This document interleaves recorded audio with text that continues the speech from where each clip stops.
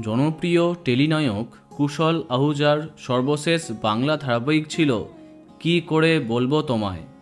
স্বস্তিকা দত্তর সাথে তার জুটি প্রভূত জনপ্রিয় হয়। 2019-এ আরম্ভ হওয়া এই ধারাবাহিকটি বিদায় নিয়েছিল 2021-এ। তারপর তিনি আর কাজ করেননি বাংলা ধারাবাহিকে।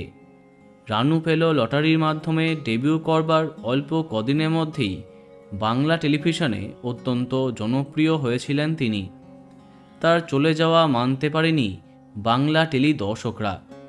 2021-এ আরম্ভ হয় তার প্রথম হিন্দি ধারাবাহিক রিশ্তো কা মানঝা, যেটা 10 সিনেমা এনেছিল।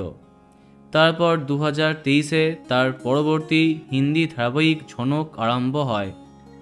প্রভূত জনপ্রিয় হয় ধারাবাহিকটি।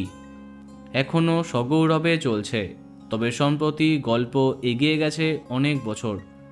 তাই ঝনক থেকে বিদায় নিয়েছেন আগের নায়ক কুশল।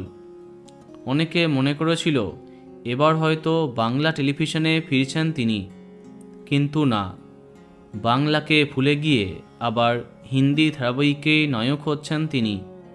জনপ্রিয় পরিচালক পালকি মালহোত্রার প্রথম ধারাবাহিকে নায়ক হিসেবে তাকে বেছে নিয়েছে কর্তৃপক্ষ। সূত্রের খবর, জি টিভি স্টার প্লাসের পরে কালার্স টিভিতে আসছে কুশলের নতুন আপকামিং ধারাবাহিকটি। তবে জানা যায়নি তার নায়িকা কে হচ্ছেন। তো বন্ধুরা, কে কে এক্সাইটেড কমেন্টে জানাতে পারো। আর এই রকমই আরও অনেক ভিডিও পেতে সাবস্ক্রাইব কারেন্ট পজ। ধন্যবাদ।